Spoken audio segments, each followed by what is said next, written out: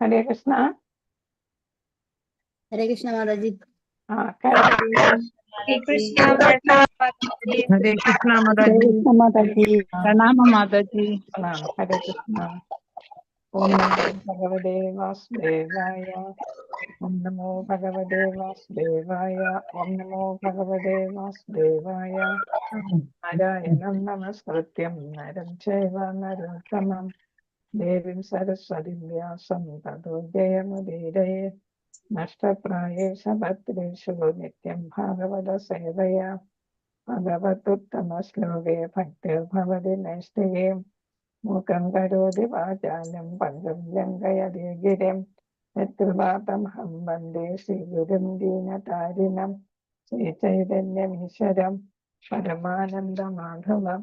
ഓം അജ്ഞാനതിമിരാന്ധസ്യ ജ്ഞാനാഞ്ജനശലാകയാ ചക്ഷുരുന്മീലിതം യേന തസ്മൈ ശ്രീ ഗുരവേ നമഃ. ശ്രീചൈതന്യം അനുഭവിഷ്ട സ്ഥാപിതമേന പൂതലെ സ്വയം രൂപകഥാമഹ്യം ദദാതി സ്വപദാന്തികം.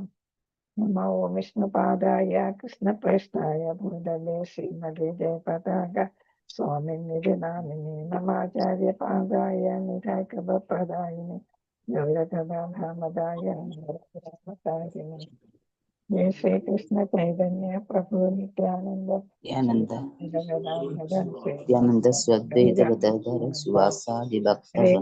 ഹരേ കൃഷ്ണ കൃഷ്ണ കൃഷ്ണ ഹരേ ഹരേ ഹരേ രാമ രാമ രാമ ഹരേ ഹരേ. ഹരേ കൃഷ്ണ കൃഷ്ണ കൃഷ്ണ ഹരേ ഹരേ ഹരേ രാമ രാമ രാമ ഹരേ ഹരേ. ഹരേ കൃഷ്ണ കൃഷ്ണ കൃഷ്ണ ഹരേ ഹരേ ഹരേ രാമ രാമ രാമ ഹരേ ഹരേ. ഹരേ കൃഷ്ണ. നാമ എല്ലാവർക്കും ശ്രീ സുധാദാഗോവിന്ദ മന്ദിർ റിസ്പോൺ മാംഗ്ലൂരിന്റെ ലെവൽ 3 ക്ലാസ്സിലേക്ക് എല്ലാവർക്കും സ്വാഗതം. നമ്മൾ ഇന്ന് പുതിയ ഒരു ബുക്കിലേക്ക് കടക്കുകയാണ്. ഭക്തിരസാമൃത സിന്ധു. ഭക്തിരസാമൃത സിന്ധു എന്നാണ്. അപ്പൊ അത് ഭക്തിയുടെ കാര്യമാണ്. പിന്നെ ഏതാണ്? രസമാണ്, ഭക്തിരസമാണ്. പിന്നെ ഏതുമാണ്? അമൃതമാണ്, അല്ലെ? ഭക്തിരസാമൃത സിന്ധുവുമാണ്. സിന്ധു എന്ന് വെച്ചാൽ സമുദ്രം എന്നാണ്. അപ്പൊ ഇവിടെ ഏതാണ്? ഭക്തിരസാമൃത സിന്ധുവിനെ കുറിച്ചാണ് നമ്മൾ ഇന്ന് പഠിക്കാൻ പോകുന്നത്. ഹരേ കൃഷ്ണ. അപ്പൊ ഇതാദ്യം നമ്മള് സമർപ്പണം നടത്തുകയാണ്. ഷഡ്ഗോസ്വാമിമാർക്കാണ് സമർപ്പണം. ആരാണ് ഷഡ്ഗോസ്വാമിമാരെന്നൊക്കെ നമ്മളിത് പഠിക്കും. അപ്പൊ വൃന്ദാവനത്തിലെ ഷഡ്ഗോസ്വാമിമാർക്ക് നമ്മൾ സമർപ്പിക്കുകയാണ് ഭക്തിരസാമൃത സിന്ധു. സമർപ്പണം. ഹരേ കൃഷ്ണ. നാനാശാസ്ത്ര വിചാരണൈക നിപുണോ സദ്ധർമ്മ സംസ്ഥാപകോ ലോകാനാം ഹിതകാരിണോ ത്രിഭുവനേ മാന്യോ ശരണ്യാകരോ രാധാകൃഷ്ണ പദാരവിന്ദ ഭജന നന്ദേന മത്താളികോ വന്ദേ രൂപ സനാതനോ രഘുയുഗോ ശ്രീജീവ ഗോപാലകോ. അപ്പൊ ഇവിടെ നാനാശാസ്ത്ര വിചാരണേക നിപുണോ. ഇത് നല്ല രാഗത്തിൽ പാടാനുള്ളതാണ്. എന്റെ ശബ്ദം പോയിരിക്കുന്നോണ്ട് പാടാൻ പറ്റുന്നില്ല. നാനാശാസ്ത്ര വിചാരണൈക നിപുണോ സദ്ധർമ്മ സംസ്ഥാപകോ ലോകാനാം ഹിതകാരിണോ ത്രിഭുവനേ മാന്യോ ശരണ്യാകരോ രാധാകൃഷ്ണ പദാരവിന്ദ ഭജന നന്ദേന മത്താളികോ വന്ദേ രൂപ സനാതനോ രഘുയുഗോ ശ്രീജീവ ഗോപാലകോ. ഇത് നമ്മള് പറയാൻ കാരണം ഏതാണ്?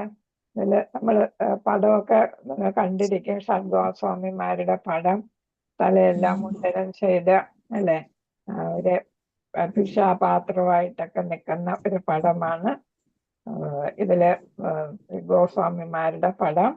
അപ്പൊ 6 പേരും ഒരേപോലെ നിൽക്കുന്നതാണ് 6 ഗോസ്വാമിമാര്. അപ്പൊ അവരെ കുറിച്ച് പറയുന്നു. ഷഡ്ഗോസ്വാമികളായ മീനിങ് എഴുതിയിട്ടുണ്ട്. 6 ഗോസ്വാമിമാർക്ക് ഞാൻ ആദരവോടെ പ്രണാമങ്ങൾ അർപ്പിക്കുന്നു. സനാതന ഗോസ്വാമി, ശ്രീ രൂപ ഗോസ്വാമി, ശ്രീ രഘുനാഥ ഭട്ട ഗോസ്വാമി, ശ്രീ രഘുനാഥ ദാസ ഗോസ്വാമി, ശ്രീ ജീവ ഗോസ്വാമി, പിന്നെ ഏതാണ് ഗോപാല ഭട്ട ഗോസ്വാമി. അപ്പൊ ഇത്രയും പേരാണ് 6 ഗോസ്വാമിമാര്. ഗോസ്വാമി എന്ന് പറയുന്നത് എന്താണെന്ന് നമ്മൾ പഠിച്ചു. എന്താണ് ഗോസ്വാമി? ഹരേ കൃഷ്ണ. ഇന്ദ്രിയങ്ങളെ നിയന്ത്രിക്കുന്നവൻ. എല്ലാ ഇന്ദ്രിയങ്ങളെയും നിയന്ത്രിച്ച ആളാണ് അല്ലെ? നിയന്ത്രിച്ച ആളാണ് ഗോസ്വാമി എന്ന് പറയുന്നത്. ഗോ എന്ന് വെച്ചാൽ ഇന്ദ്രിയങ്ങൾ, സ്വാമി എന്ന് വെച്ചാൽ അധിപൻ അല്ലെ? നിയന്ത്രിച്ചവൻ, അധിപൻ എന്നുള്ളതാണ്.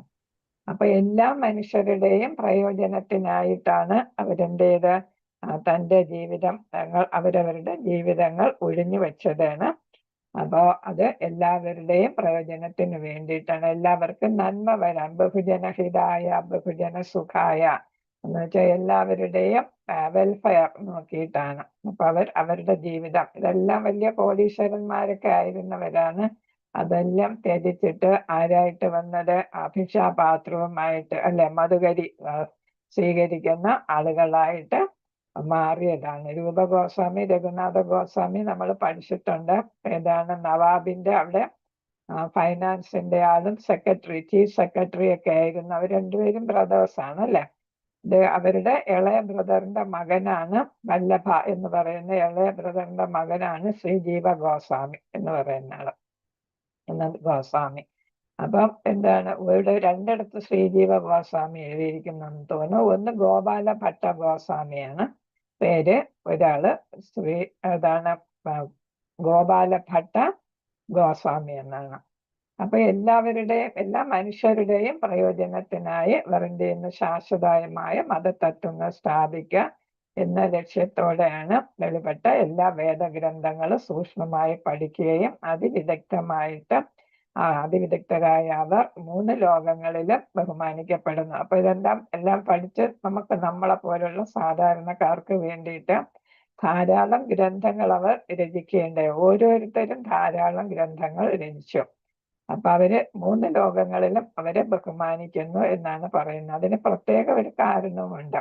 ചൈതന്യ മഹാപ്രഭുവിന്റെ നിർദ്ദേശം അനുസരിച്ച് വൃന്ദാവനം എല്ലാം ഇപ്പോഴത്തെ രീതിക്ക് ആക്കി മാറ്റിയത് ഈ ഷഡ്ഗോസ്വാമിമാരാണ്. 6 ഗോസ്വാമിമാരും കൂടെ ചേർന്നാണ് ഇന്നത്തെ രീതിക്ക് വൃന്ദാവനം മാറ്റിയത്. അപ്പൊ ഭഗവാൻ ലീലകളാടിയ എല്ലാ സ്ഥലങ്ങളും കണ്ടെടുക്കുകയും അവിടെ എല്ലാം ശാസ്ത്രങ്ങളിൽ പറയുന്ന അനുസരിച്ച്, വേദശാസ്ത്രം പറയുന്ന അനുസരിച്ച് എന്ത് ചെയ്ത് അത് പുനഃസ്ഥാപിക്കുകയും ചെയ്തത് ഈ ഗോസ്വാമിമാരാണ്. അവർ അഭയം പ്രാപിക്കേണ്ടതാണ്. എന്താണ് അവർ എന്ത് ചെയ്യുന്നു?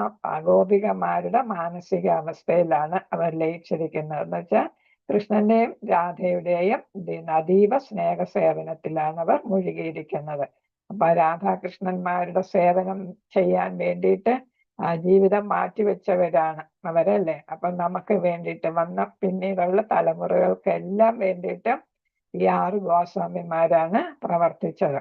അതുകൊണ്ട് നമ്മൾ അവരെ എല്ലാ ദിവസവും ആരാധിക്കുന്നു. ഭഗവാന്റെ ചിത്രത്തിന്റെ കൂടെ നമ്മൾ ഷഡ്ഗോസ്വാമിമാരുടെയും അതേപോലെ തന്നെ പഞ്ചതത്വം ആരൊക്കെയാണ്? ശ്രീകൃഷ്ണ ചൈതന്യ പ്രഭു നിത്യാനന്ദ ശ്രീ അദ്വൈത ഗദാധര ശ്രീവാസാദി അല്ലെ? ശ്രീവാസ. അപ്പൊ ഇങ്ങനെ ഈ 5 പേര് എല്ലാവർക്കും പേരറിയാമെന്ന് വിചാരിക്കുന്നു. ഈ 5 പേരുടെ പടവും വയ്ക്കുന്നുണ്ട്. അതേപോലെ തന്നെ ഷഡ്ഗോസ്വാമിമാരുടെ പടവും നമ്മൾ വെച്ച് എല്ലാ ദിവസവും ആരാധിക്കുകയാണ് ചെയ്യുന്നത്. അതേപോലെ തന്നെ ഗുരുക്കന്മാരുടെയും ശ്രീല പ്രഭുപാദർ ഇപ്പോഴത്തെ ഗുരു, പിന്നെ ശ്രീല പ്രഭുപാദർ, പിന്നെ അതിന് മുന്നേ ഉള്ള 4 ആചാര്യന്മാരുടെ, അങ്ങനെ 6 ആചാര്യന്മാരുടെയും 6 ഗോസ്വാമിമാരുടെയും 5 പഞ്ചതത്വം എന്നറിയപ്പെടുന്ന ശ്രീ ചൈതന്യ മഹാപ്രഭുവും ചൈതന്യ മഹാപ്രഭുവിന്റെ കൂടെയുള്ള ബാക്കി 4 പേരും. അപ്പൊ ഇത്രയും പേരുടെ പടം നമ്മൾ രാധാ ഗോവിന്ദന്റെ കൂടെ നരസിംഹമൂർത്തി, അപ്പൊ ഇത് വെച്ച് നമ്മൾ ആരാധിക്കുകയാണ് ചെയ്യുന്നത്. അപ്പൊ അത്രയ്ക്കുള്ള സേവനമാണ് മനുഷ്യരാശിക്ക് വേണ്ടി അവർ നടത്തിയത് എന്നാണ് അതിൽ നിന്ന് മനസ്സിലാക്കേണ്ടത്. അപ്പൊ ദിവ്യ പ്രേമ സേവനത്തിൽ അവർ പൂർണ്ണമായിട്ടും ഏർപ്പെട്ടിരിക്കുന്നു എന്നാണ്. എല്ലാവർക്കും ശരണം നൽകാനായിട്ട് സാധിക്കുന്നവരായിരുന്നു ഈ 6 ഗോസ്വാമിമാർ എന്നാണ് പറയുന്നത്. അപ്പൊ അത്രയ്ക്ക് പ്രധാനപ്പെട്ടവരാണ്. ഇതില് കൃഷ്ണാവബോധത്തിൽ നമ്മൾ വരുമ്പോൾ ഭഗവാനുമായിട്ട് ബന്ധപ്പെട്ട് വരുന്ന എല്ലാ പ്രവർത്തനങ്ങളിലും അത്രയ്ക്ക് പ്രധാനപ്പെട്ടവരാണ് ഈ 6 പേര് എന്നാണ്. അപ്പൊ ഇവർ എല്ലാ ജ്ഞാനവും നമുക്ക് പകർന്നു നൽകുകയും ചെയ്തു എന്നുള്ളതാണ് വേറൊരു പ്രത്യേകത. അപ്പൊ മതധർമ്മം എന്നത് എന്താണെന്ന് നമ്മളെ പഠിപ്പിച്ചത് ഈ ഷഡ്ഗോസ്വാമിമാരാണെന്നാണ് മനസ്സിലാക്കേണ്ടത്. ഇനിയിപ്പോ ഇതിന്റെ ഓദർ എന്ന് പറയുന്നത് ഈ ഭക്തിരസാമൃത സിന്ധു. അത് ഇത് പറഞ്ഞിട്ട് നമുക്ക് അങ്ങോട്ട് പോകാം. എന്താണ് നമ്മുടെ ധർമ്മം എന്ന് പറയുന്ന ആധ്യാത്മികമായിട്ടുള്ള ധർമ്മം, അതാണ് മതധർമ്മം എന്ന് പറയുന്നത്. അതെന്താണ്, നമ്മുടെ മനുഷ്യ ജീവിതത്തിൽ അതിനുള്ള പ്രാധാന്യം എന്താണ് എന്ന് നമ്മളെ മനസ്സിലാക്കി തന്നത് ഈ സദ്വാസന്മാരാണ്.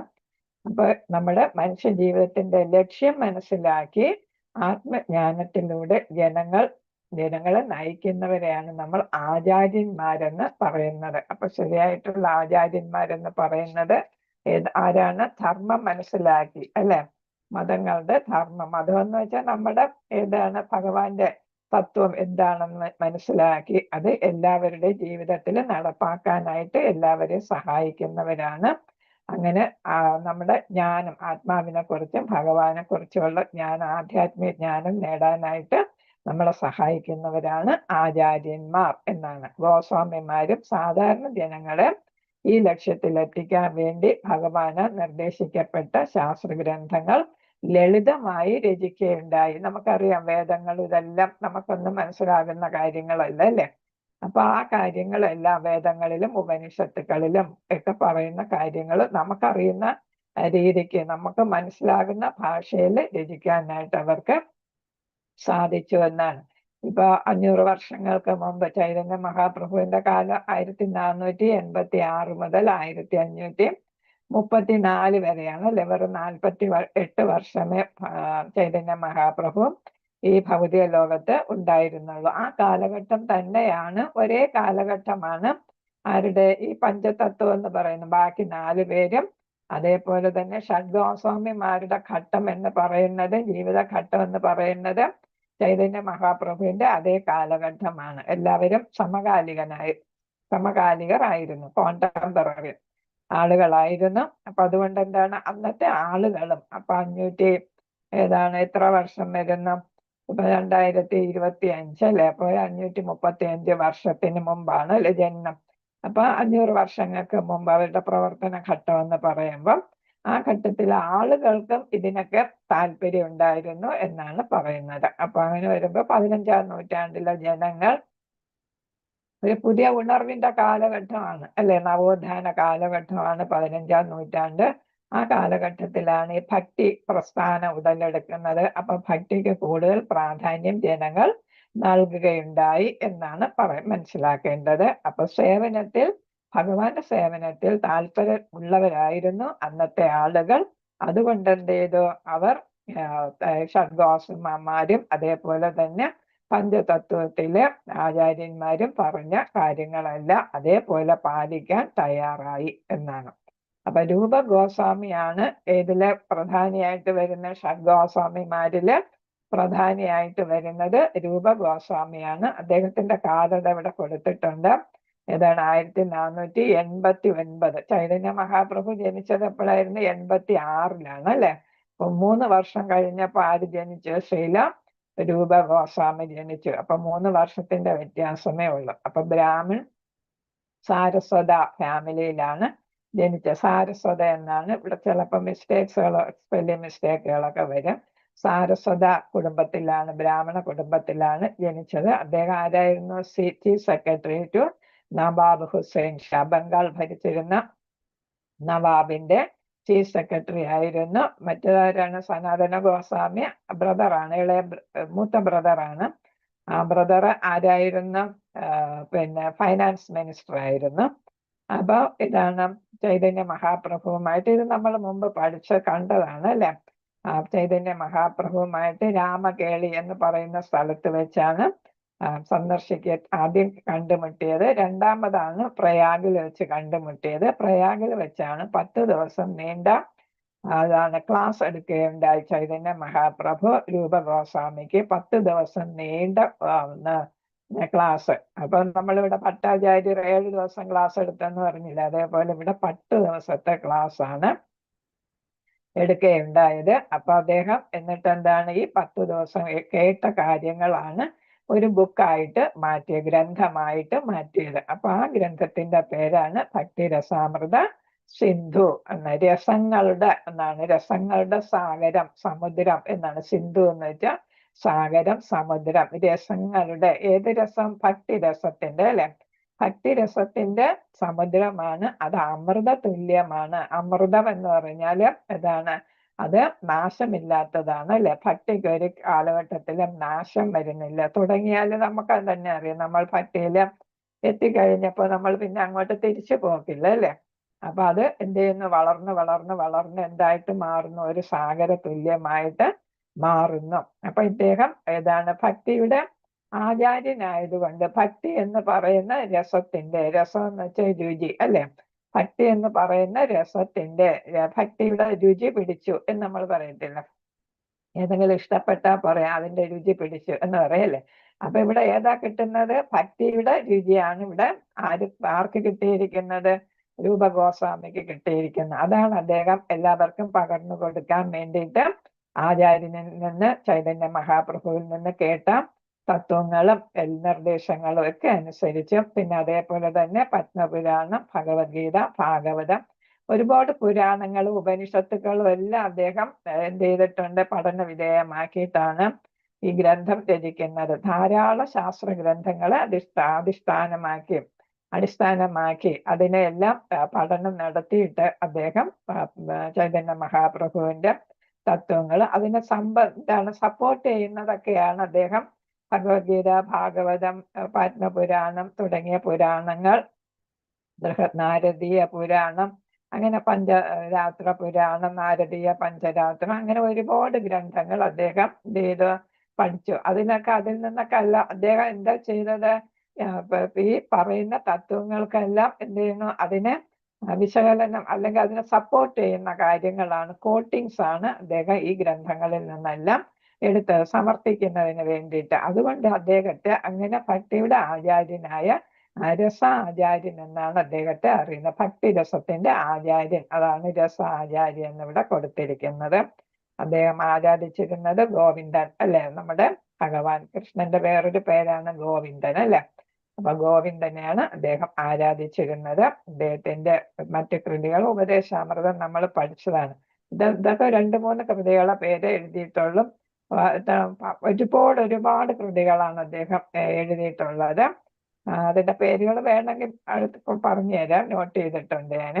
അപ്പൊ ധാരാളം കൃതികളാണ് അദ്ദേഹം രചിച്ചത്. അതിൽ നമുക്ക് വേണ്ടിയിട്ട് തെരഞ്ഞെടുത്തത് ഭക്തിയുമായിട്ട് പ്രധാനമായിട്ട് ബന്ധപ്പെട്ട് വരുന്ന പ്രധാനമായിട്ടുള്ള കൃതിയാണ് ഭക്തിരസാമൃത സിന്ധു. പിന്നെ ഏതാണ് ലളിതാമാധവ്, ഒരുപാട് ഗ്രന്ഥങ്ങളുണ്ട്. അതിൽ ഏറ്റവും പ്രധാനമായിട്ടാണ് ഇത് വരുന്നത്. അപ്പൊ ഇതിന്റെ തുടക്കം ആരിൽ നിന്നാണ്? ചൈതന്യ മഹാപ്രഭുവിൽ നിന്നാണ് തുടക്കം. രണ്ടാമത്തത് ആരാണ്? അത് നമുക്ക് ഏതാണ് ഗ്രന്ഥരൂപത്തിലാക്കി തന്നത്? രൂപ ഗോസ്വാമി.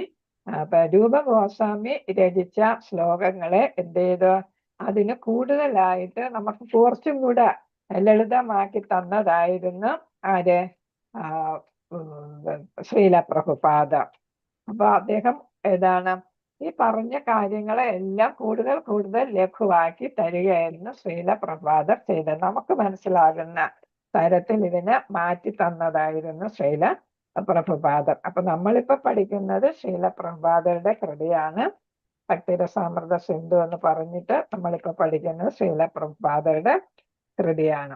ഇപ്പോ ഇതാണ് 1200 കൂടുതൽ ശ്ലോകങ്ങളുള്ള ഒരു കൃതിയായിരുന്നു ഒറിജിനൽ കൃതി എന്ന് പറയുന്നത്.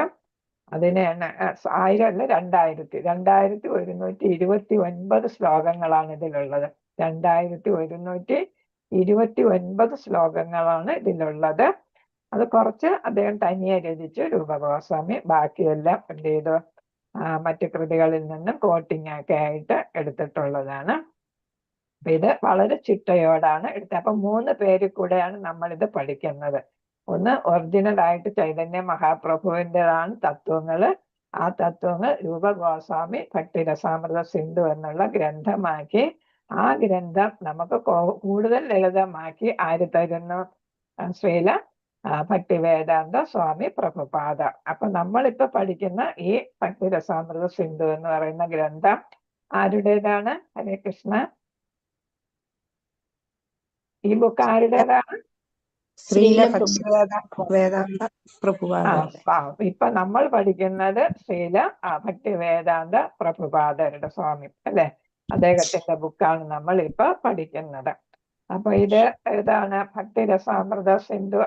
പിന്നെ ഇതിന്റെ പറഞ്ഞു വരുമ്പോ ഇത് നമുക്ക് ഇതിന്റെ ആധ്യാത്മിക രുചിയുടെ ഉത്കൃഷ്ട തത്വങ്ങളുടെ വിവരണമാണ് ഇതില് തന്നിരിക്കുന്നത്.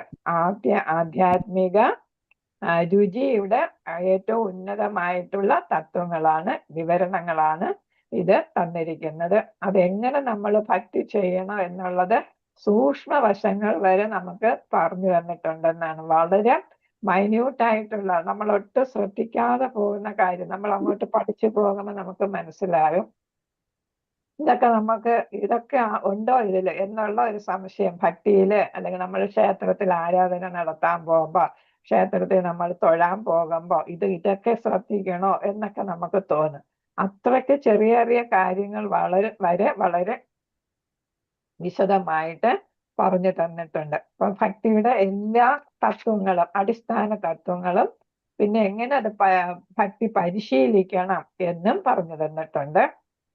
അപ്പൊ എങ്ങനെ പരിശീലിച്ച് വൃന്ദാവനത്തിലെ കൃഷ്ണന്റെ സന്തത സഹചാരികളുടെ രീതിയിലോട്ട് നമുക്ക് എത്തിച്ചേരാം എന്ന് പറയുന്നുണ്ട്. എന്ന് വെച്ചാൽ നമ്മൾ സാധന ഭക്തി ചെയ്ത് പരിശീലനം നടത്തി ഭക്തി ചെയ്ത് നമ്മൾ ആരുടെ ഗോപികമാരുടെ തലത്തിലെത്തും, പ്രേമ ഭക്തിയിലെത്തും. അതെങ്ങനെ അങ്ങോട്ട് എത്താം എന്ന് വിവിധ ഘട്ടങ്ങളെ കുറിച്ച് ഇതില് വ്യക്തമായിട്ട് പറഞ്ഞു തരുന്നുണ്ട്. അപ്പൊ ഇതിലെ ഭക്തി എന്ന് പറയുന്നത് വളരെ വ്യാപ്തമായതാണ്, വിശാലമായതാണ്, അതേപോലെ തന്നെ ആഴമുള്ളതുമാണ്. അപ്പൊ നമ്മുടെ മനസ്സിൽ തട്ടണം അല്ലേ ഭക്തി. ആരും ഇതൊന്നും ഓൺ ചെയ്തിട്ടില്ലല്ലോ. ഹരേ കൃഷ്ണ. വീഡിയോ എല്ലാവരും വീഡിയോ ഓൺ ചെയ്തോളൂ.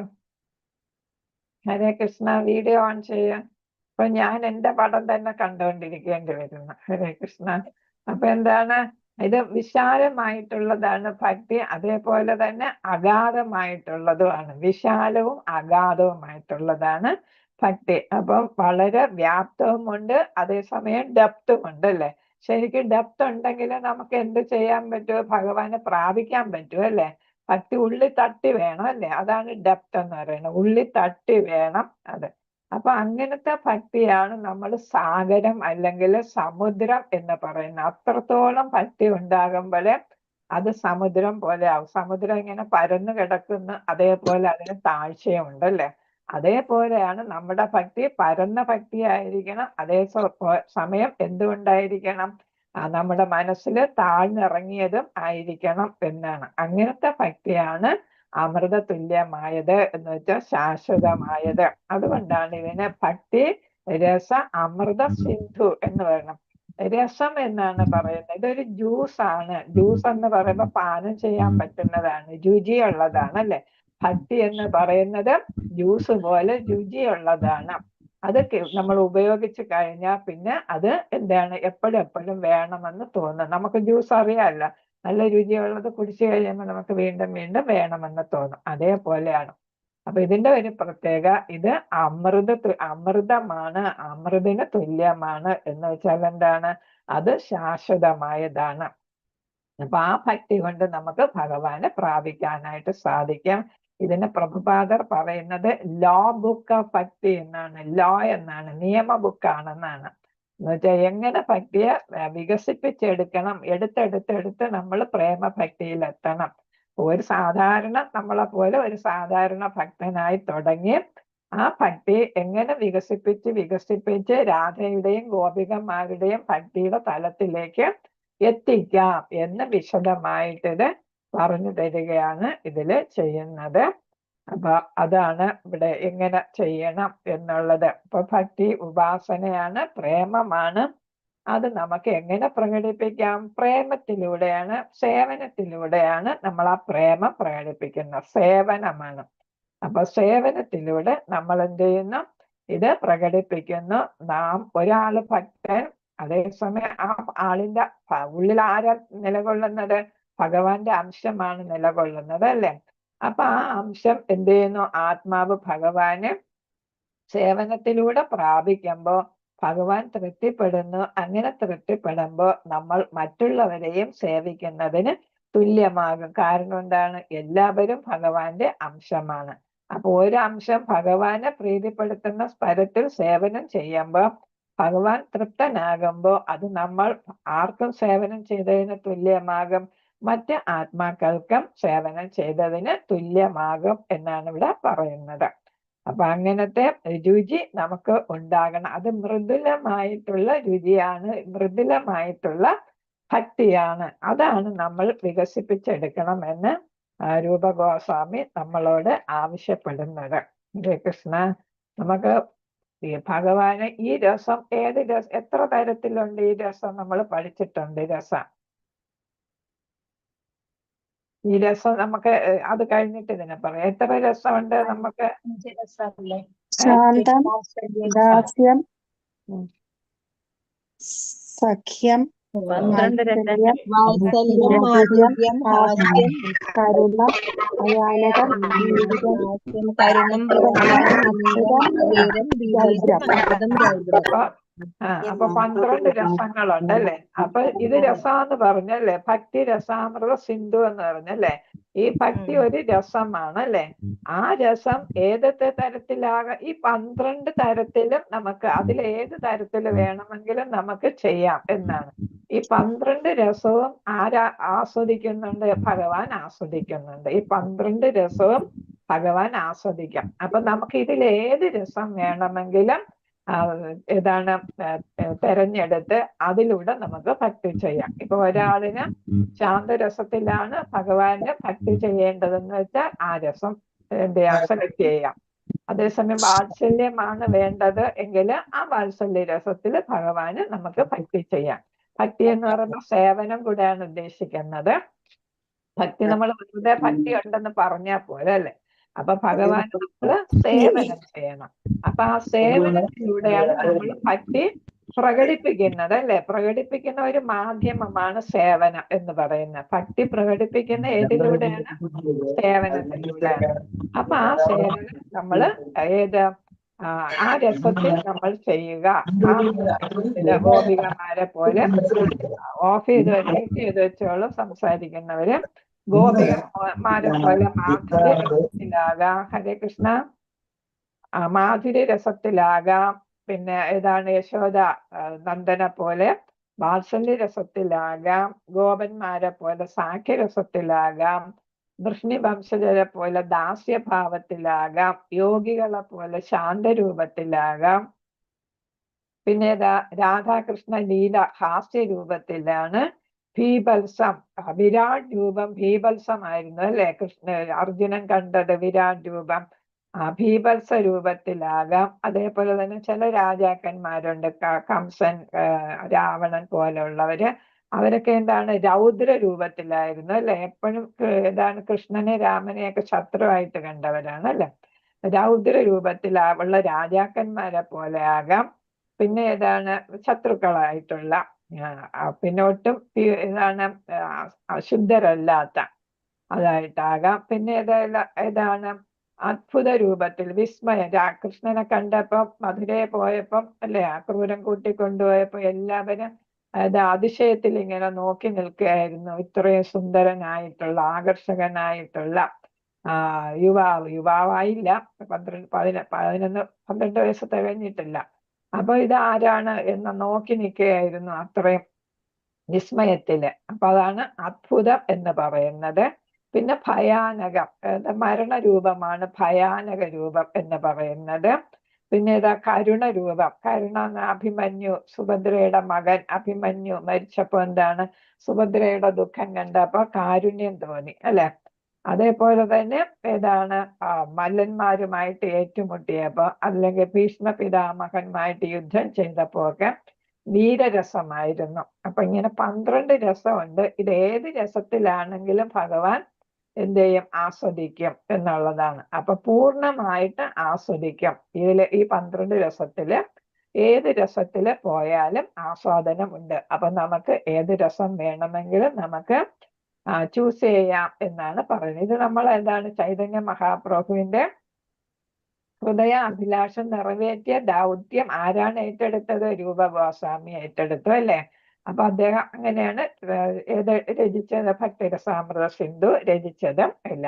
അതേപോലെ വേറെ പ്രവർത്തനങ്ങൾ, കൃഷ്ണാവബോധ പ്രവർത്തനങ്ങളൊക്കെ ചെയ്തത്. എപ്പോഴാണ് എനിക്ക് രൂപ ഗോസ്വാമിയെ പോലെ ആകാനായിട്ട് സാധിക്കുക, അദ്ദേഹത്തിന്റെ പാതാരവിന്ദങ്ങളിൽ അഭയം കിട്ടുക എന്ന് ഭക്തൻ ചോദിക്കുന്നതാണ് ഇത്. അപ്പൊ ശ്രീ ചൈതന്യ മനോഭീഷ്ടം സ്ഥാപിതം ഏന ഭൂതലെ സ്വയം രൂപ കഥാമഹ്യം ദദാതി സ്വപദാന്തികം. അപ്പൊ അതാണ് ചൈതന്യ മഹാപ്രഭുവിന്റെ ആഗ്രഹം നടപ്പിലാക്കിയ രൂപ ഗോസ്വാമിയുടെ പാതാരവിന്ദങ്ങളിൽ എനിക്ക് എപ്പോഴാണ് അഭയം കിട്ടുക എന്നാണ് ഇവിടെ ചോദിച്ചിരിക്കുന്ന. സ്ലൈഡ് പലതും ഇംഗ്ലീഷിലാണ് കിടക്കുന്നത്. അപ്പൊ ഇവിടെ എന്താ പറയുന്നത്, ചൈതന്യ മഹാപ്രഭുവിന്റെ ഉപദേശം രൂപ ഗോസ്വാമി എന്ത് ചെയ്ത് നടപ്പിലാക്കി. കൃഷ്ണനെ കുറിച്ചുള്ള പരമസത്യം, ഭക്തിയുടെ സേവനത്തെ കുറിച്ചുള്ള സത്യം, അതീന്ദ്രിയ ജ്ഞാനത്തെ കുറിച്ചുള്ള സത്യം, കൃഷ്ണ തത്വം, ഭക്തി തത്വം, രസതത്വം, രാസയല്ല രസതത്വം ഒക്കെ രൂപ ഗോസ്വാമി ചൈതന്യ മഹാപ്രഭുവിൽ നിന്ന് കേട്ട് പ്രചോദിതനായിട്ടാണ് ഈ കൃതി രചിച്ചത് എന്നാണ് പറയുന്നത്. ഇത് നമ്മൾ പറഞ്ഞത് ഏതാണ്, truth about the Lord. Chaitanya Mahaprabhu എന്തൊക്കെയാണ് പഠിപ്പിച്ചത് രൂപ ഗോസ്വാമിക്ക്? ഭഗവാനെ കുറിച്ചുള്ള സത്യം അല്ലെ, ഭഗവാൻ പരമസത്യമാണ് അല്ലെ. അപ്പൊ ഭഗവാനെ കുറിച്ചുള്ള ഏറ്റവും പൂർണ്ണമായിട്ടുള്ള സത്യം, പരമോന്നത സത്യം പറഞ്ഞു കൊടുത്തു. പിന്നെ ഏതാണ്, ഭക്തിയുത സേവനം ചെയ്യുന്നതിന്റെ പ്രാധാന്യം, അതിലെ സത്യം അത് പറഞ്ഞു കൊടുക്കുകയുണ്ടായി. പിന്നെ ഏതാണ്, നമുക്ക് ഏത് കിട്ടുന്ന അതീന്ദ്രിയമായിട്ടുള്ള തലത്തിൽ നമുക്ക് എത്താനായിട്ട് സാധിക്കുന്നത്, അതും ഒരു സത്യമാണ്. അങ്ങനെ 3 സത്യങ്ങളെ കുറിച്ച് നമ്മൾ അതീന്ദ്രിയ തലത്തിലെത്തുക, അതേപോലെ തന്നെ ഭക്തിയുത സേവനം ഭഗവാന് നടത്തുക, പിന്നെ ഭഗവാൻ എന്താണ്, പരമസത്യമായ ഭഗവാൻ. അപ്പൊ ഭഗവാനെ കുറിച്ചുള്ള സത്യം, ഭഗവാനെ എങ്ങനെ പ്രാപിക്കാം, അതാണ് ഡിവോഷണൽ സർവീസ് അല്ലെ, ഭക്തിയുത സേവനം. പിന്നെ അതിലൂടെ നമുക്ക് എന്ത് നേടാൻ സാധിക്കും, അതീന്ദ്രിയമായിട്ടുള്ള തലത്തിൽ നമുക്ക് എത്തി ഭഗവാനെ പ്രാപിക്കാനായിട്ട് സാധിക്കും എന്നാണ് ഇവിടെ പറയുന്നത്. കൃഷ്ണതത്വം, ഭക്തി തത്വ, രസതത്വ, ഇത് 3ഉമാണ് ഇവിടെ പറഞ്ഞിരിക്കുന്നത്. ഹരേ കൃഷ്ണ. അതല്ല രൂപ ഗോസ്വാമിക്ക് ചൈതന്യ മഹാപ്രഭു പറഞ്ഞു കൊടുത്തതാണ് എന്നാണ്. അപ്പൊ ഇതെന്താണ്, by entering the heart of Rupa Goswami, Shri Chaitanya Mahaprabhu empowered him to ascertain properly the conclusion of all truth. He made him an experienced devotee whose decision correctly agreed with the verdicts of the disciplic succession. Thus, Rupa Goswami was personally empowered by Chaitanya Mahaprabhu. അപ്പൊ ഈ കൃതി രചിക്കുന്നതിനും ഭക്തിയുത സേവനം പ്രചരിപ്പിക്കുന്നതിന് വേണ്ടിയിട്ടും എല്ലാവരെയും ഭക്തന്മാരാക്കി മാറ്റുന്നതിനും അങ്ങനെ കൃഷ്ണപ്രേമം ആർജിക്കുന്നതിന് വേണ്ടി ആവശ്യമായിട്ടുള്ള എല്ലാ ശക്തിയും ആർക്ക് നൽകി, ചൈതന്യ മഹാപ്രഭു രൂപ ഗോസ്വാമിക്ക് നൽകുകയുണ്ടായി എന്നാണ് ഇവിടെ പറഞ്ഞിരിക്കുന്നത്. അത് തന്നെ ഇവിടെ മലയാളത്തിൽ കൊടുത്തിട്ടുണ്ട്. അപ്പോ ഇതാണ് ഭഗവാനെ കുറിച്ചുള്ള പൂർണ്ണമായിട്ടുള്ള ജ്ഞാനം നമുക്ക് ഈ ഭക്തിരസാമൃത സിന്ധുവിലൂടെ ലഭിക്കുന്നു എന്നാണ് മനസ്സിലാക്കേണ്ടത്. ഹരേ കൃഷ്ണ. അപ്പൊ ഇവിടെ നമ്മൾ ഇതിനെ കുറിച്ച് പറയുമ്പം ഭക്തിരസ അമൃതം എന്നാണ് പറയുന്നത് അല്ലെ. അപ്പൊ ഇവിടെ ഏതാണ് അർത്ഥം പറയുകയാണെങ്കിൽ, ഭക്തി നമുക്ക് പിന്നീട് ഇതിന്റെ ഇതും കൂടെ പറഞ്ഞിട്ട് പോകാം. ഭക്തിരസാമൃത സിന്ധുവിന്റെ 6 ഉദ്ദേശ്യങ്ങൾ ഇവിടെ പറഞ്ഞിട്ടുണ്ട്. നിങ്ങൾക്ക് അതിന്റെ ഒരു ചോദ്യം കൂടെ ഉണ്ട് അല്ലെ. അപ്പൊ നമ്മളെ ഓരോരുത്തരെയും ഒരു ഗോസ്വാമി ആക്കുക എന്നാണ് ഒരു ലക്ഷ്യം, ഉദ്ദേശ്യം. അപ്പൊ അത് ഇതാണ് ഭക്തി രസാമൃത സിന്ധു നമ്മൾ പഠിക്കുന്നത് എന്തിനു വേണ്ടിയിട്ടാണ്? നമ്മൾ ഓരോരുത്തരും ഗോസ്വാമിയാകുക എന്ന് വെച്ചാൽ നമ്മൾ വിചാരിക്കുന്ന പോലെയുള്ള ഗോസ്വാമി ആകത്തില്ല. പക്ഷെ നമുക്ക് എന്താണ് ഭൗതികതയിൽ ജീവിച്ചുകൊണ്ട് തന്നെ ഇന്ദ്രിയ നിയന്ത്രണം നമുക്ക് നടപ്പിലാക്കാൻ സാധിക്കും അല്ലെ? അപ്പൊ അതാണ് ഇന്ദ്രിയ നിയന്ത്രണം നമുക്ക് സാധിക്കണം. നമ്മുടെ ആഗ്രഹങ്ങൾക്കെല്ലാം പരിധി നിശ്ചയിക്കാനായിട്ട് നമുക്ക് സാധിക്കത്തില്ലേ? നമ്മൾ വിചാരിച്ചാല്. ഹരേ കൃഷ്ണ, സാധിക്കില്ലേ? ഹരേ കൃഷ്ണ. സാധിക്കും. അപ്പൊ അതാണ് ഇവിടെ പറയുന്നത്. അല്ലാതെ നമുക്ക് എല്ലാവർക്കും ഇപ്പൊ ഗോസ്വാമി ആകാൻ പറ്റത്തില്ല. എങ്കിലും എന്താണ് ആവശ്യമുള്ള നമ്മുടെ ഈ ആവശ്യങ്ങളൊക്കെ നിയന്ത്രിക്കാനായിട്ട് നമുക്ക് സാധിക്കും. നമ്മൾ കുറേശ്ശെ നമുക്ക് എന്ത് ചെയ്യാൻ സാധിക്കും? ഗോസ്വാമിയുടെ അവസ്ഥയിലേക്ക് ഉയരാനായിട്ട് സാധിക്കും. അപ്പൊ എല്ലാവരെയും ഗോസ്വാമി ആക്കുകയാണ് ഉദ്ദേശം എന്ന് പറയുന്നു. പിന്നെ ഏതാണ്? ഭക്തിരസം ഭൗതിക രസത്തിന് അതിന് എതിരാണ് അല്ലെ? അപ്പൊ ഭൗതിക രസം മാറി ഏത് നമ്മൾ വളർത്തിയെടുക്കണം? ഭക്തിരസം വളർത്തിയെടുക്കണം. അതെങ്ങനെയെന്ന് വിശദീകരിക്കുകയാണ് ഭക്തിരസാമൃത സിന്ധുവിൽ. എങ്ങനെ ഭക്തിരസം വളർത്താം? ഭൗതിക രസത്തിന് അതിനെ മാറി ഭക്തിരസം വളർത്തിയെടുക്കുക. പിന്നെ ഭക്തിപരമായ സേവനത്തിലൂടെ ഭൗതിക ലോകത്ത് ജീവിക്കാനുള്ള പ്രായോഗിക സൂചനകൾ. അപ്പൊ ഇവിടെ പറയുന്നുണ്ട് പ്രായോഗിക സൂചനയാണ്. നമ്മൾ ഭൗതിക ലോകം വിട്ടു പോകാനായിട്ട് ഭഗവാൻ ഒരിക്കലും നമ്മളോട് ആവശ്യപ്പെടുന്നില്ല അല്ലെ? ഈ ഭൗതികതയിൽ കർമ്മങ്ങൾ ചെയ്ത് ഭൗതിക കർത്തവ്യങ്ങളൊക്കെ നിറവേറ്റി പക്ഷെ അതെല്ലാം ഭഗവാൻ അർപ്പിച്ച് നമ്മൾ ചെയ്യണം അല്ലെ? അപ്പൊ അങ്ങനെയാണ് ഭക്തിപരമായ സേവനം എന്ന് പറയുമ്പോൾ കർമ്മങ്ങൾ ചെയ്യുമ്പോഴും അത് ഭഗവത് തൃപ്തിക്ക് വേണ്ടിയിട്ട് ഭഗവാനെ സംതൃപ്തിപ്പെടുത്തുന്ന തരത്തിലാണ് നമ്മൾ ചെയ്യേണ്ടത്. അതെങ്ങനെ ചെയ്യാം എന്നുള്ളതാണ് പ്രായോഗിക സൂചനകൾ എന്നതുകൊണ്ട് ഉദ്ദേശിക്കുന്നത്. എങ്ങനെ നമുക്ക് ഭൗതികതയിൽ ജീവിച്ചുകൊണ്ട് ഭഗവാൻ അർപ്പിതമായിട്ട് നമ്മുടെ കർത്തവ്യങ്ങൾ നിറവേറ്റാം എന്നാണ്. അടുത്ത് വ്യത്യസ്ത രസങ്ങളിൽ യഥാർത്ഥ സ്നേഹം ഉത്തേജിപ്പിക്കുക.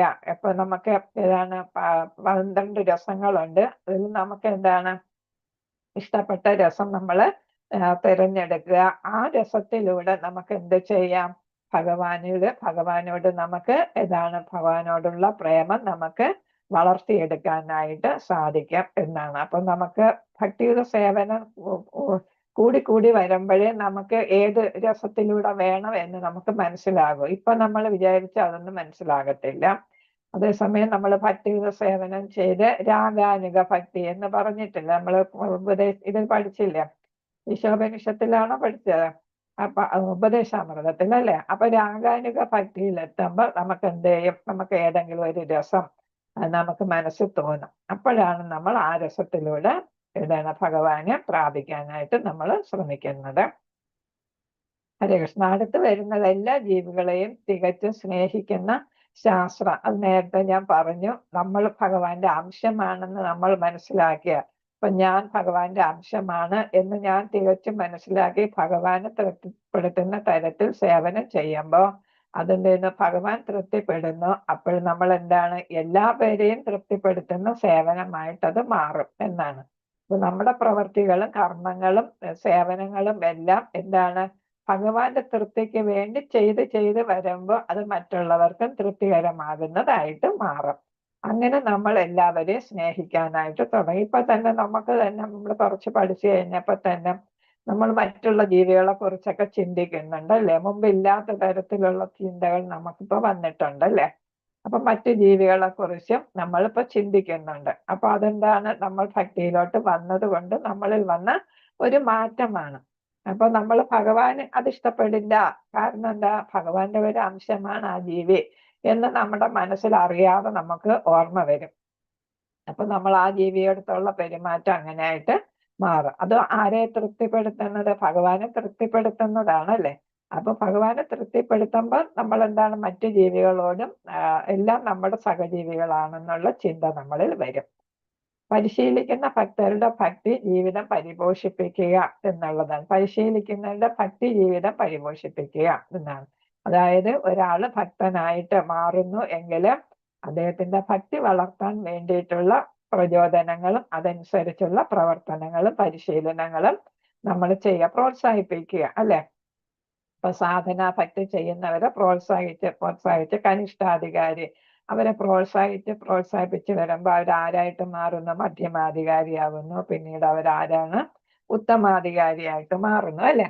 അപ്പൊ അങ്ങനെ വരുന്നതാണ് പരിശീലിക്കുന്ന ഭക്തരുടെ ഭക്തി ജീവിതം പരിപോഷിപ്പിക്കുക എന്നതാണ്. അപ്പൊ എല്ലാവരെയും കൃഷ്ണ പ്രേമത്തിൽ എത്തിക്കുക എന്നുള്ളതാണ് പരിശീലിക്കുന്ന ഭക്തർ എന്ന സാധനാ ഭക്തി, രാഗാനുഗ ഭക്തി, അത് കഴിഞ്ഞിട്ട് ഭാവഭക്തി, പ്രേമഭക്തി, അങ്ങനെ ഘട്ടം ഘട്ടമായിട്ട് ഒരു ഭക്തൻ എവിടെ എത്തുന്നു? കൃഷ്ണ പ്രേമം ആർജിക്കാനായിട്ട് അവർക്ക് സാധിക്കുന്നു എന്നാണ് ഇവിടെ പറയുന്നത്. അപ്പൊ ഇത് 6 ഏതാണ്? ഭക്തിരസാമൃത സിന്ധു പഠിക്കുന്നതിന്റെ ഉദ്ദേശമായിട്ട് പറയുന്നത്. ഹരേ കൃഷ്ണ. പിന്നെ ഏതാണ്? നമ്മളിപ്പോ ഇതിന്റെ ഭക്തിരസാമൃത സിന്ധുവിന്റെ അർത്ഥം പറയുന്നു. ഭക്തി എന്ന് പറഞ്ഞാൽ ഉപാസന എന്നാണ്. ഉപാസന എന്ന് പറയുമ്പോൾ നമ്മൾ സേവനം ചെയ്യുന്നു അല്ലെ? പല പല സേവനങ്ങൾ ചെയ്യുന്നു, അതാണ് ഉപാസന. നവയുടെ സേവനം ഇല്ലേ, അതാണ്. രസം എന്ന് വെച്ചാൽ രുചി, നീര്, രുചി എന്നാണ് വരുന്നത് രസം. ജ്യൂസ് നീരെന്ന് വെച്ചാൽ ജ്യൂസ് എന്ന് വരും. അമൃതം എന്ന് വെച്ചാൽ അനശ്വരമായിട്ടുള്ളത് എന്ന് വെച്ചാൽ ഒരിക്കലും നശിക്കാത്തത്, ശാശ്വതമായിട്ടുള്ളത്. സിന്ധു എന്ന് പറയുന്നത് സമുദ്രമാണ് അല്ലെ? അപ്പൊ നമുക്ക് ഓരോ സേവനവും വ്യത്യസ്തമായ പ്രത്യേകമായ രുചി ഭക്തന് നൽകുന്നു. ഇപ്പൊ നമ്മൾ അമ്പലത്തിൽ പൂവ് കെട്ടുന്നു, അപ്പൊ നമുക്ക് അതിൽ ഒരു ഏതാണ് രുചി വരുന്നു. എന്താണെങ്കിലും നമുക്ക് അതിലൊരു താല്പര്യം വരുന്നു. അത് നമ്മൾ എന്ത് ചെയ്യുന്നു? അത് തുടരെ ചെയ്യുന്നു. അത് തുടർന്ന് മറ്റ് സേവനങ്ങൾ ചെയ്യാനായിട്ട് നമ്മൾ താല്പര്യം കാണിക്കും. അങ്ങനെ നമ്മൾ മുന്നോട്ട് പോകുന്നു, ഭക്തിയിൽ മുന്നേറുന്നു. ഓരോരോ സേവനങ്ങൾ ചെയ്ത് നമ്മൾ മുന്നേറുന്നു. നമ്മൾ എന്താണ്? ലൗകിക സുഖത്തില് നമ്മൾ അധിക നാള് അപ്പൊ നിലനിൽക്കുന്ന, അതിന് പറയുന്ന കപാല സുഖം എന്നാണ് പറയുന്നത്. കപാല ഒരു പുതിയ വാക്കാണ്, കപാല. അപ്പൊ കപാല സുഖത്തിൽ നിന്ന് എന്ത് നമ്മള് മുന്നോട്ട് പോകുന്നു. അങ്ങനെ മുന്നോട്ട് പോയി ഇവിടെ പറയുന്നു ഏതാണ്? Rasa is the force of pleasure that drives people to do service അല്ലെ? അപ്പൊ നമ്മൾ എന്ത് ചെയ്യുന്നു? സേവനങ്ങൾ ചെയ്യുന്നു. ഈ രസം കൊണ്ട് രുചി, സേവനം, ഭക്തി എന്നുള്ള രുചി കൊണ്ട് നമ്മൾ സേവനം ചെയ്യുന്നു. രസായിസ് മെല്ലോ കമ്മിങ് ഫ്രം റിലേഷൻഷിപ്പ്. ഇതൊരു മൃദുലമായിട്ടുള്ള ഒരു രസം എന്ന് പറയുന്നത്. അപ്പൊ നമുക്ക് എന്താണ്? മറ്റുള്ള ജീവികളുമായിട്ടും അതേപോലെ ഭഗവാനുമായിട്ടും ഒരു സംബന്ധത്തിൽ ഏർപ്പെടാനായിട്ട് സാധിക്കുന്നു. Bhakti rasa is different, transcendental, eternal and perfect. ഇതെന്താണ്? അനശ്വരമായിട്ടുള്ളതാണ്. ലൗകിക കപാല എന്ന് ഞാൻ ഇപ്പൊ പറഞ്ഞില്ലേ, ലൗകിക സുഖം, കപാല സുഖം, കപാല ലൗകിക സുഖം, അതിൽ നിന്നും വ്യത്യസ്തമായിട്ടുള്ളതാണ്.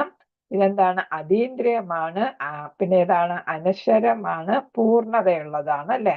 ഭഗവാനിൽ നിന്ന് ഉള്ളതെല്ലാം പൂർണ്ണമാണെന്ന് പറഞ്ഞു. അപ്പൊ ഭക്തി നമ്മൾ ലാസ്റ്റ് ഘട്ടം എത്തുമ്പോ കൃഷ്ണ പ്രേമം ആ അവസ്ഥയിലെത്തുമ്പോ അതെന്തായിട്ടുമായിരുന്നു? പൂർണ്ണത അവസ്ഥയിലെത്തുന്നു, നമ്മൾ പൂർണ്ണത കൈവരിക്കുന്നു. ഇതെന്താണ്? ഈ ഭൗതികമായിട്ടുള്ള രസത്തിനെയാണ് ഇവിടെ കൊടുത്തിരിക്കുന്നത്. മുണ്ടൈൻ രസം എന്ന് പറയുന്നത് ഭൗതികമായിട്ടുള്ള, കപാല രസം ഭൗതികമായിട്ടുള്ള, അതിനെന്താണ്? സ്ഥായി ആയിട്ടുള്ളതല്ല. അതെന്താണ്? എപ്പോഴും ചഞ്ചലമായിട്ടിരിക്കുക അല്ലെ? നമ്മുടെ ആഗ്രഹങ്ങളും അതേപോലെ തന്നെ അതിന്റെ രസവും നമുക്ക് എപ്പോഴെപ്പോഴും ഇപ്പൊ ഒരാഗ്രഹമായിരിക്കും, അടുത്ത സമയം വേറെ ആയിരിക്കും. അപ്പൊ നമ്മുടെ താല്പര്യങ്ങളും എല്ലാം മാറിക്കൊണ്ടിരിക്കുന്നു. ഭോഗത്യാഗ ഇസ് ഡൈനാമിക്സ്. ത്യാഗ ഡൈനാമിക് ആണ്. നമ്മൾ എന്താണ്? അവിടെ ത്യാഗം ആണ് അവിടെ വരുന്നത്. അപ്പൊ എന്താണ്? Change due to our constitutional position, sense gratification, kapala sukha. അപ്പൊ ഇതെന്താണ്? മാറിക്കൊണ്ടിരിക്കുന്ന സുഖമാണ്. അപ്പൊ നമുക്ക് ഇന്ന് ഇഷ്ടപ്പെട്ട കാര്യങ്ങളായിരിക്കത്തില്ല നാളത്തെ. നമ്മളെ അവസ്ഥകൾ അനുസരിച്ച് അതിന് മാറ്റങ്ങൾ വന്നുകൊണ്ടിരിക്കും എന്നാണ്. അപ്പൊ രണ്ടും കൂടെ ശരിക്കുള്ള ഭക്തിയും പിന്നെ ഏതാണ്? രസവും പിന്നെ ഏതാണ്? ഭൗതിക രസവും തമ്മിലുള്ള വ്യത്യാസമാണ് ഇവിടെ പറഞ്ഞിരിക്കുന്നത്. ഭക്തിരസം എന്ന് പറയുന്ന അമൃതാണ്. അതെന്താണ്? നാശമില്ലാത്തതാണ്, പെർമനന്റ് ആണ്. അതെന്താണ്? നമുക്ക് ദൈവികമായിട്ടുള്ളതാണ്. അത് പിന്നെ ഏതാണ്? ഇവിടെ ഡിസയർ പ്ലസ് കാമ പ്ലസ് മേഴ്സി. ഇപ്പൊ എന്താണ്? ആഗ്രഹങ്ങളും കർമ്മ അല്ലെ, കാരുണ്യവും എല്ലാം കൂടെ ചേർന്നിട്ട് എന്താണ്? ഭക്തി എന്ന് പറയുമ്പം അത് നമ്മുടെ ദൈവികമായിട്ടുള്ളതാണ്. നമ്മൾ ആഗ്രഹങ്ങൾ അനുസരിച്ച് കർമ്മം ചെയ്യുന്നു.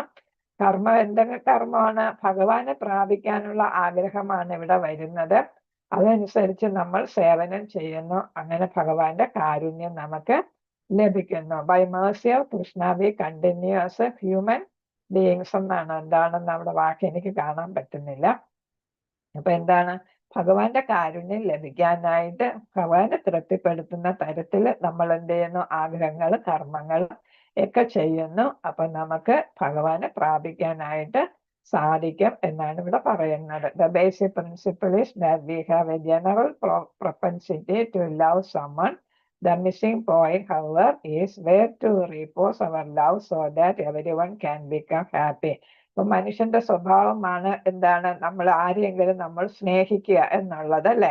നമ്മളിപ്പം പേരൻസിന്റെ മക്കളെ സ്നേഹിക്കും, അല്ലെങ്കിൽ ഭർത്താവിനെ സ്നേഹിക്കും, അല്ലെങ്കിൽ ഭാര്യയെ സ്നേഹിക്കും അല്ലെ, അല്ലെങ്കിൽ സമ്പത്തിനെ സ്നേഹിക്കും. ആരെയെങ്കിലും സ്നേഹിക്കാതെ നമുക്ക് ജീവിക്കാൻ പറ്റത്തില്ല. അപ്പൊ ഇവിടെ പ്രശ്നം ആരെ സ്നേഹിക്കണം എന്നാണ്. അപ്പൊ നമ്മളിവിടെ ആരെ സ്നേഹിക്കണം? ഭഗവാനെ സ്നേഹിക്കുക. അപ്പൊ ഭഗവാനെ സ്നേഹിച്ചാൽ എന്ത് കിട്ടും? നമുക്ക് ഭഗവാന്റെ കാരുണ്യം കിട്ടും. നമുക്ക് അങ്ങനെ സന്തോഷപ്രദമായ ഒരു ജീവിതം നയിക്കാനായിട്ട് സാധിക്കും. അപ്പൊ ഈ ലോകത്ത് ജീവിക്കുമ്പോഴും സന്തോഷം, സച്ചിദാനന്ദ രൂപത്തിൽ നമുക്ക് ജീവിക്കാനായിട്ട് പറ്റും. സന്തോഷപൂർവ്വം ഭഗവാന് സേവനങ്ങൾ ചെയ്ത് ഇവിടെ നമുക്ക് സന്തോഷിക്കാം. അത് നമ്മൾ പ്രേമഭക്തിയിലെത്തുമ്പോൾ നമ്മൾ ധാമത്തിൽ പോയി നമുക്ക് എന്ത് ചെയ്യാം? സന്തോഷിക്കാം എന്നാണ്. അപ്പൊ ആരെ സ്നേഹിക്കണം എന്നുള്ള ചോദ്യം വന്നാൽ ആരെ മാത്രം നമ്മൾ സ്നേഹിച്ചാൽ മതി? ഭഗവാനെ മാത്രം സ്നേഹിച്ചാൽ മതി എന്നാണ് ഇവിടെ പറയുന്നത്. ഹരേ കൃഷ്ണ. അപ്പൊ ഇവിടെ പറയുന്നു സ്നേഹം ഏതാണ്? പേരൻസ്, പിന്നെ ഏതാണ്? നമ്മുടെ കുടുംബം, സമൂഹം അല്ലെ, സമുദായം, പിന്നെ രാജ്യം, പിന്നെ നമ്മുടെ സ്റ്റേറ്റ്, നേഷൻ, രാജ്യം, ഹ്യൂമാനിറ്റി, മനുഷ്യരെ മൊത്തം എന്ന് പറയുന്നത്. അത് ഭഗവാനെ നമ്മൾ സേവിച്ചാൽ മതി, നമുക്കിതെല്ലാം തനിയെ വന്നുകൊള്ളും എന്നാണ് പറയുന്നത്. കാരണം എന്താണ്? ഭഗവാന്റെ അംശമല്ലേ നമ്മൾ. അപ്പൊ നമ്മൾ എന്താണ്? ഭഗവാനെ സ്നേഹിക്കുമ്പോൾ നമ്മൾ മറ്റ് ജീവജാലങ്ങളെ സ്നേഹിക്കുന്നതിന് അത് തുല്യമായിട്ട് മാറും. കാരണം എന്താണ്? ഭഗവാന്റെ അംശമാണ് നമ്മൾ എല്ലാവരും എന്നാണ്. Loving propensity remains imperfectly fulfilled until we know the supreme beloved Krishna. കൃഷ്ണനെ അറിയുന്നത് വരെ നമ്മുടെ സ്നേഹം എന്താകുന്നില്ല? പൂർണ്ണമാകുന്നില്ല എന്നാണ് പറയുന്നത്. നമ്മളിപ്പോ നമ്മുടെ കുഞ്ഞുങ്ങളോട് കാണിക്കുന്ന സ്നേഹം എന്താണ്? വെറും അറ്റാച്ച്മെന്റ് ആയിട്ടാണ് വരുന്നത് എന്നാണ്. അഫെക്ഷൻ അല്ല എന്നാണ് പറയുന്നത്, അറ്റാച്ച്മെന്റ് എന്നാണ് പറയുന്നതിന്. അപ്പൊ അതല്ല വേണ്ടത്. നമുക്ക് യഥാർത്ഥത്തിൽ എന്താണ് വേണ്ടത്? അഫെക്ഷൻ ആണ് വേണ്ടത്. അതുപോലെ കൃഷ്ണനെ, ഭഗവാനെ നമ്മൾ എന്ത് ചെയ്യുക? അതേപോലെ സ്നേഹിക്കുക. അപ്പൊ നമുക്ക് ഈ പറഞ്ഞ എല്ലാ സ്നേഹവും അതിലപ്പോ പെടും എന്നാണ് പറയുന്നത്. അപ്പൊ എല്ലാവരെയും നമുക്ക് സ്നേഹിക്കാനായിട്ട് സാധിക്കാം. Loving every living entity by loving Krishna, peace and harmony നമുക്ക് കിട്ടാം. അപ്പൊ എന്താണ്? ഇപ്പം ഓരോ കൃഷ്ണനെ സ്നേഹിക്കുക വഴി, പ്രേമിക്കുക വഴി നമുക്ക് ഓരോ ജീവസത്തെയും സ്നേഹിക്കാനും അങ്ങനെ നമുക്ക് സമാധാനവും സന്തോഷവും എല്ലാവരോടും സഹകരണത്തോടെ ജീവിക്കാനായിട്ട്, സൗഹൃദത്തോടെ ജീവിക്കാനായിട്ട് നമുക്ക് സാധിക്കാം എന്നാണ് ഇവിടെ പറയുന്നത്. Missing Krishna means missing on self also. നമ്മൾ ഭഗവാനെ മിസ് ചെയ്ത എന്നുവെച്ചാൽ നമ്മൾ ഭഗവാനെ സ്നേഹിക്കുന്നില്ലെങ്കിൽ നമ്മളെ തന്നെ സ്നേഹിക്കാനായിട്ട് നമുക്ക് സാധിക്കത്തില്ല എന്നാണ്. അപ്പൊ ചിലര് പറയോ എന്തിന് ജീവിക്കുന്നു എന്നൊക്കെ ചിലര് പറയത്തില്ല. അതെന്തുകൊണ്ടാ പറയുന്നത്? അവനവനെ സ്നേഹിക്കാനായിട്ട് ആളിന് സാധിക്കുന്നില്ല. അപ്പൊ അങ്ങനെ സ്നേഹിക്കാൻ പറ്റാത്ത എന്തുകൊണ്ടാ? നമ്മൾ ഭഗവാന്റെ അംശമാണെന്നുള്ള ബോധം നമുക്ക് ഇല്ലാത്തത് കൊണ്ടാണ് അത് സാധിക്കാത്തത്. അപ്പൊ ആത്മസാക്ഷാത്കാരം എന്ന് പറയുന്നതും പിന്നെ ഭഗവാനെ സാക്ഷാത്കരിക്കുക എന്ന് പറയുന്നതും രണ്ടും ഒന്ന് തന്നെ എന്നാണ്. രണ്ടും ഒരേപോലെ പോകും. നമ്മൾ ആത്മസാക്ഷാത്കാരം നേടുന്നത് ഭഗവാനെ സാക്ഷാത്കരിക്കുന്നത് തന്നെയാണ് എന്നാണ് പറയുന്നത്. സൂര്യൻ ഉദിച്ചു നിൽക്കുന്നത് പോലെയാണ് ആത്മസാക്ഷാത്കാരം, അല്ലെങ്കിൽ ഭഗവാനെ നമ്മൾ സാക്ഷാത്കരിക്കുന്നത് എന്നാണ്. സൂര്യൻ ഉള്ളപ്പോ പിന്നെ അജ്ഞാനമില്ല അല്ലെ അവിടെ. അതേപോലെ ഭഗവാനെ നമ്മൾ മനസ്സിലാക്കുകയാണെങ്കിൽ അവിടെ പിന്നെ എന്തില്ല? അവിടെയും സ്നേഹത്തിന്റെ അഭാവം ഉണ്ടാകുന്നില്ല. എപ്പോഴും നമുക്ക് സന്തോഷമായിരിക്കും എന്നാണ് പറയുന്നത്. നേരത്തെ ഒരു വാക്ക് ഞാൻ പറയാൻ വിട്ടുപോയി. അഖില രസാമൃത മൂർത്തി എന്നാണ് ഭഗവാനെ പറയുന്നത്. 12 രസങ്ങളില്ലേ, അതെല്ലാം ഒരേപോലെ ആസ്വദിക്കുന്ന ആളാണ് ഭഗവാൻ അല്ലെ. എല്ലാ രസങ്ങളുടെയും സംഭരണിയാണ് ഭഗവാൻ, ആലയം ആണ് ഭഗവാൻ. അഖില രസാമൃത മൂർത്തി എന്നാണ് ഭഗവാനെ പറയുന്നത്. ഭഗവാന്റെ ഒരു പേരായിട്ടാണ് അത് വരുന്നത്, അഖില രസാമൃത മൂർത്തി. അപ്പോ ഭഗവാനോട് ഏത് രസത്തിൽ വേണമെങ്കിലും നമുക്ക് പ്രാപിക്കാം ഭഗവാനെ എന്നാണ് അവിടെ പറയുന്നത്. അതാണ് അഖില രസാമൃത മൂർത്തി എന്ന് പറയുന്നത്. അപ്പൊ ഏത് രസമാണെങ്കിലും നമുക്ക് ആകാം എന്നാണ്. അപ്പൊ ഇവിടെ അഖില രസാമൃത മൂർത്തി എന്ന തരത്തിൽ ഭഗവാന്റെ സ്ഥാനം മനസ്സിലാക്കുക. ശുദ്ധ സ്നേഹം എന്ന് പറയുന്നത് നിർവചനം നമ്മൾ പറഞ്ഞായിരുന്നു, അത് പറഞ്ഞില്ല. ഇവിടെ അന്യാഭിലാഷിത ശൂന്യം ഇവിടെ എവിടെങ്കിലും കൊടുത്തിട്ടുണ്ടോ? ഹരേ കൃഷ്ണ.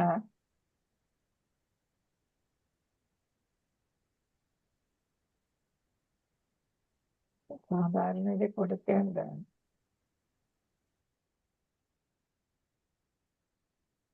അപ്പൊ എന്താണ്, നമ്മൾ വേറെ ഒരു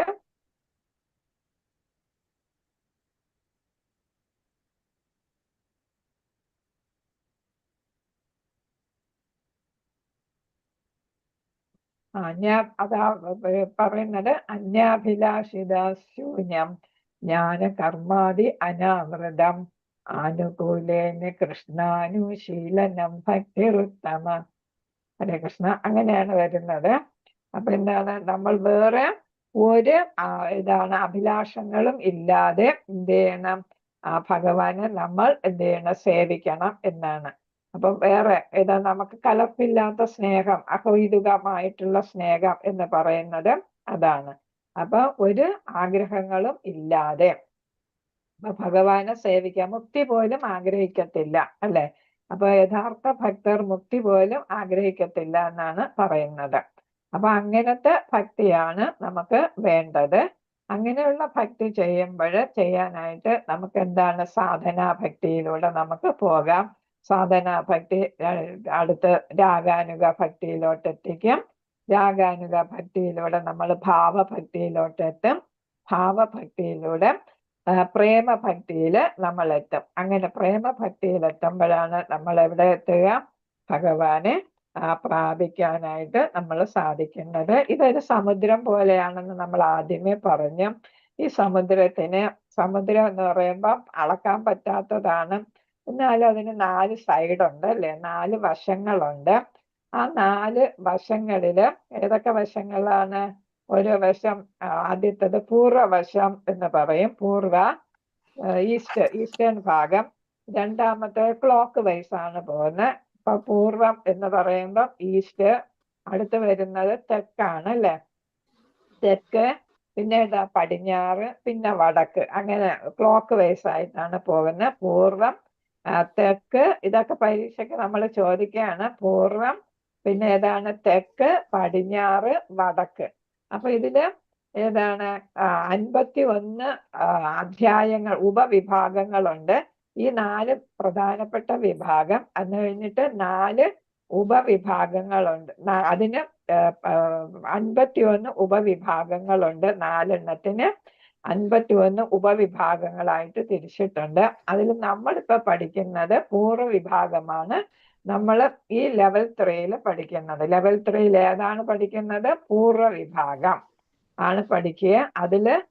അതിന്റെ ഉപഭാഗങ്ങൾ എന്ന് പറയുന്നത് 19 എണ്ണമാണ്. 1 മുതൽ 19 വരെ അധ്യായമുണ്ട്. ഈ പൂർവ്വ വിഭാഗത്തിനൊരു പേരുണ്ട്, ഭഗവത് ഭക്തി ഭേദം. അതൊക്കെ എഴുതി വെച്ചോളൂ. ഭഗവത് ഭക്തി ഭേദം ഇവിടെ വല്ലതും ഉണ്ടോന്ന് എനിക്ക് അറിയുന്നില്ല.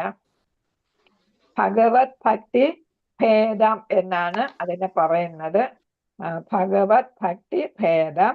രണ്ടാമത്തെ ദക്ഷിണ വിഭാഗം, അതിനെ പറയുന്ന സാമാന്യ ഭഗവത് ഭക്തി രസം എന്നാണ് പറയുന്നത്. സാമാന്യ ഭഗവത് ഭക്തി രസം എന്നാണ്. അത് 20 മുതൽ 34 അധ്യായം വരെയാണ്. ആദ്യത്തേത് 1 മുതൽ 19 നമ്മളിപ്പോ പഠിക്കുന്നത്. അടുത്ത ദക്ഷിണ വിഭാഗം സാമാന്യ ഭഗവത് ഭക്തി രസം 20 മുതൽ 34 വരെയുള്ള അധ്യായങ്ങൾ. അടുത്ത പശ്ചിമ വിഭാഗം, അതിന്റെ പേര് മുഖ്യ ഭക്തി രസം, മുഖ്യ ഭക്തി രസം. മറ്റത് സാമാന്യ ഭഗവത് ഭക്തി രസം.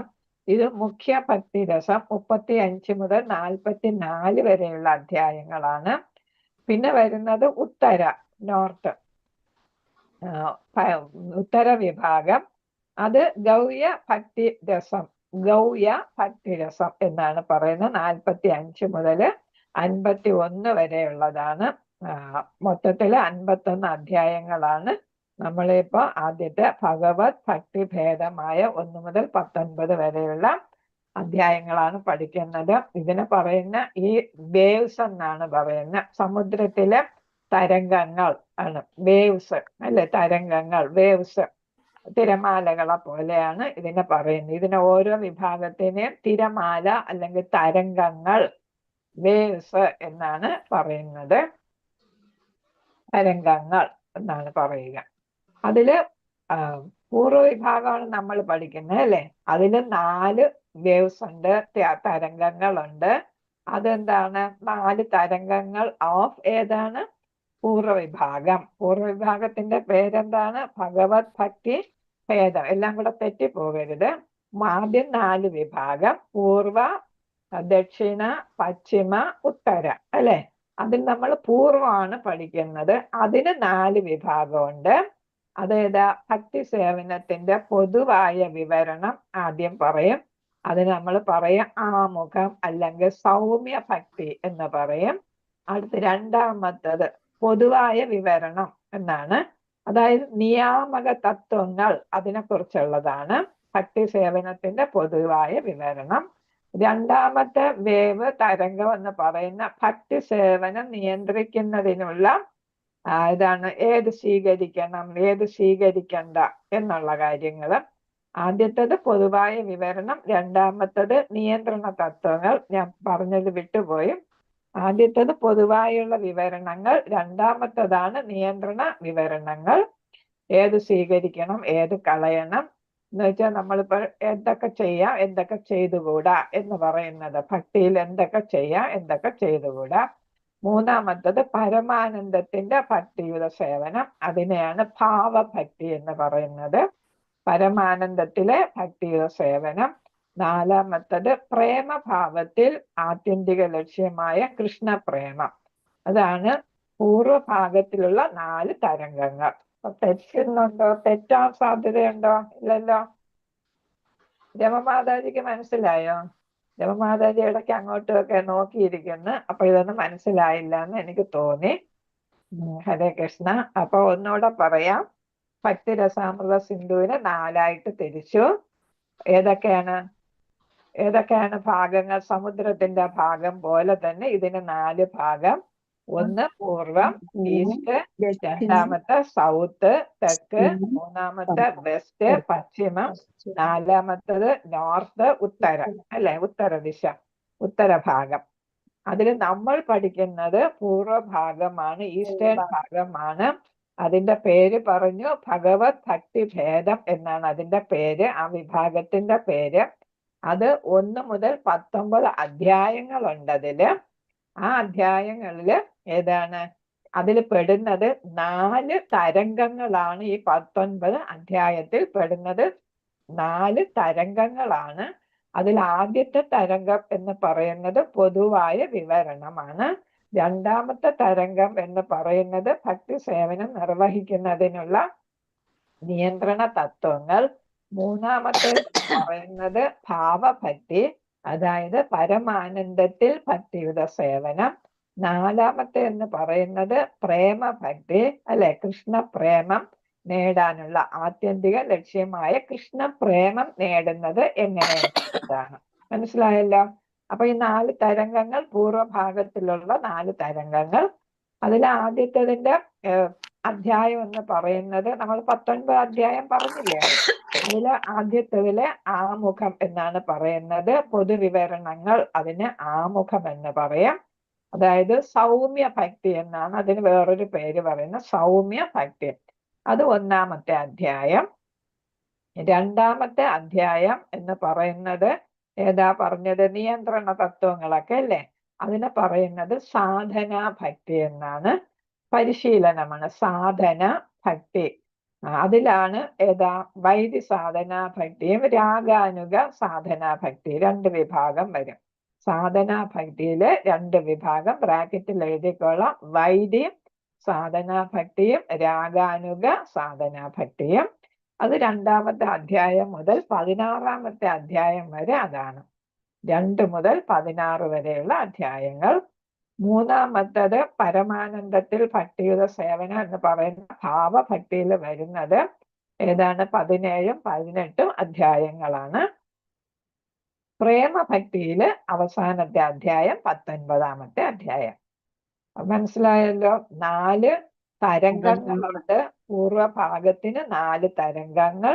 ആ 4 തരംഗം ഒന്നാമത്തത് പൊതുവായ വിവരണം, അതിന് ആമുഖമെന്നും സൗമ്യഭക്തി എന്നും പറയും. അത് 1ാമത്തെ അധ്യായം. 2ാമത്തത് നിയന്ത്രണ തത്വങ്ങൾ, അതിന് സാധനാ ഭക്തി അല്ലെങ്കിൽ പരിശീലന ഭക്തി. അതിന് 2 വിഭാഗമായിട്ട് നമുക്ക് പഠിക്കും നമ്മൾ. വൈദി സാധനാ ഭക്തി എന്നും രാഗാനുഗ സാധനാ ഭക്തി. നമ്മൾ കേട്ടിട്ടുള്ള 2 വാക്കുകളാണ് അല്ലെ. കൂടുതൽ വിശദമായിട്ട് ഇതിൽ പഠിക്കും. അതുകൊണ്ട് തന്നെ അത് കൂടുതൽ അധ്യായങ്ങൾ വരുന്നു. 2 മുതൽ 16 വരെയുള്ള അധ്യായങ്ങൾ. ഭാവഭക്തി 2 അധ്യായങ്ങളേ ഉള്ളൂ. 3ാമത്തതാണ് ഭാവഭക്തി, 17, 18 അധ്യായം. അടുത്ത് 4ാമത്തത് പ്രേമഭക്തി, കൃഷ്ണപ്രേമം. അത് 1 അധ്യായമേ ഉള്ളൂ. അവസാന ഘട്ടത്തിൽ നമ്മൾ എത്തുന്നു. 19ാമത്തെ അധ്യായമാണ് അത്. അപ്പൊ ഇത്രയാണ് നമ്മളിത് പഠിക്കുന്നത്. അപ്പൊ ഇവിടെ ചരിത്രം കൊടുത്തിരിക്കുന്നത് രൂപ ഗോസ്വാമിക്ക്. ആര് പറഞ്ഞു കൊടുത്തു? ചൈതന്യ മഹാപ്രഭു. രൂപ ഗോസ്വാമി അതിന് വിശദമാക്കി മറ്റു ഗ്രന്ഥങ്ങളുടെ സഹായത്താല് രചന നടത്തി ഭക്തിരസാമൃത സിന്ധുവിന് അല്ലെ. പിന്നെ ഏതാണ് നെക്ടർ ഓഫ് ഡിവോഷൻ എന്ന് വെച്ചാൽ ഭക്തിരസാമൃത സിന്ധുവിന്റെ ചരിത്രങ്ങൾ. പിന്നെ അതില് ചരിത്രത്തിൽ പറയുന്നു നമ്മളെല്ലാം രൂപാനുഗാസ് എന്നാണ്. രൂപാനുഗാസ് എന്ന് വെച്ചാൽ രൂപ ഗോസ്വാമിയുടെ തത്വങ്ങള് അതേപോലെ പാലിക്കുന്നവർ എന്നാണ് രൂപാനുഗാസ് എന്ന് വെച്ചാൽ. രൂപ ഗോസ്വാമിയുടെ ഭക്തിരസാമൃത സിന്ധുവിൽ പറയുന്ന കാര്യങ്ങൾ എല്ലാം നമ്മൾ അതേപോലെ പാലിക്കുന്നു എന്നാണ് രൂപാനുഗാസ് അല്ലെ. രൂപാനുഗാസ് എന്ന് പറയുന്നു. പിന്നെ ഏതാ ചൈതന്യ മഹാപ്രഭു മുതൽ രൂപ ഗോസ്വാമി വരെയുള്ള പാരമ്പര്യം. അത് കഴിഞ്ഞിട്ട് ശ്രീല പ്രഭുപാദർ. അപ്പൊ ചൈതന്യ മഹാപ്രഭു. പിന്നെ ഏതാണ് വരുന്നത്? ഷഡ്ഗോസ്വാമിമാര് വരുന്നുണ്ട്. പിന്നെ ആരൊക്കെയാണ്? ഗുരുപരമ്പരയാണ് പറയുന്നത്. ഷഡ്ഗോസ്വാമിമാര് വരുന്നു. പിന്നെ നരോത്തമദാസ് വരുന്നു.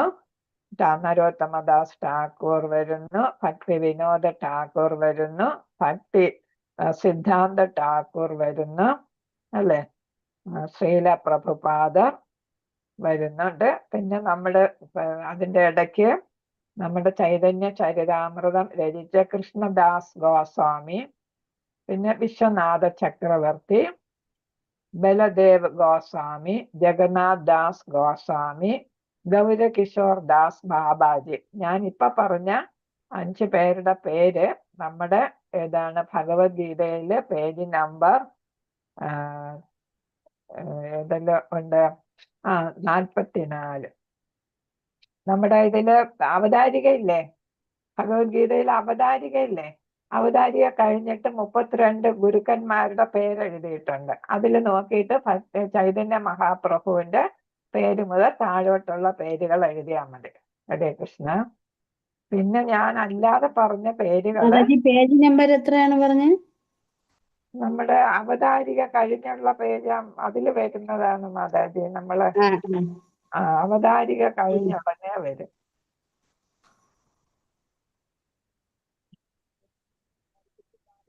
പേജ് നമ്പർ 44 തന്നെ ഗുരുപരമ്പര എന്ന് പറഞ്ഞ് എഴുതിയിട്ടുണ്ട് കേട്ടോ. അപ്പൊ അത് നോക്കിയാൽ മതി. പിന്നെ അതില് പിന്നെ കൃഷ്ണാവബോധത്തില് പ്രവർത്തിച്ച മറ്റ് ആചാര്യന്മാരാണ് പ്രധാന നമുക്കറിയാം ഷഡ്ഗോസ്വാമിമാർ അല്ലെ. ഷഡ്ഗോസ്വാമിമാരാണ്. പിന്നെ വന്നത് പിന്നെ ശ്രീല നരോത്തമദാസ് ഠാക്കൂർ. പിന്നെ അത് നമ്മുടെ ഈ ലിസ്റ്റിൽ ഉണ്ടോന്നറിയില്ല. പിന്നെ കൃഷ്ണദാസ് ഗോസ്വാമി. ഹരേ കൃഷ്ണ മാതാജി, ചൈതന്യ മഹാപ്രഭു തൊട്ട് താഴോട്ട് എഴുതണം അല്ലേ മാതാജി? താഴോട്ടുള്ളതാണ് ലിസ്റ്റ് ചോദിച്ചിരിക്കുന്നത്. അതിൽ പെടാത്ത പേരുകളാണ് ഞാൻ ഇപ്പൊ പറഞ്ഞ ഷഡ്ഗോസ്വാമിമാർ. അവരുടെ പേരറിയാമല്ലോ. ഷഡ്ഗോസ്വാമിമാര്, ശ്രീല നരോത്തമദാസ് ഠാക്കൂർ. നമ്മളെ വൈഷ്ണവ ഗീതങ്ങളിൽ പലതും രചിച്ചിട്ടുള്ളത് നരോത്തമദാസ് ഠാക്കൂർ ആണ്. പിന്നെ കൃഷ്ണദാസ് ഗോസ്വാമി ചൈതന്യ ചരിതാമൃതം രചിച്ച 9 വോളിയം ഉള്ള ബുക്കില്ലേ, അദ്ദേഹം. ഇവരെല്ലാം കൃഷ്ണാവബോധത്തില് പ്രവർത്തിച്ച പ്രമുഖരാണ്. അപ്പൊ അതാണ് ഇവിടെ കൊടുത്തിരിക്കുന്നത്. ഇത് വൃന്ദാവനത്തിലെ 6 ഗോസ്വാമിമാര്, പിന്നെ കൃഷ്ണനുമായി വ്യക്തമായി ബന്ധപ്പെട്ടിരിക്കുന്ന മറ്റുള്ളവരുടെ പേരാണ് ഞാനിവിടെ പറഞ്ഞു തന്നത് കേട്ടോ. കൃഷ്ണ, അപ്പൊ ഇതെല്ലാം നിങ്ങൾ പറഞ്ഞു കഴിഞ്ഞു.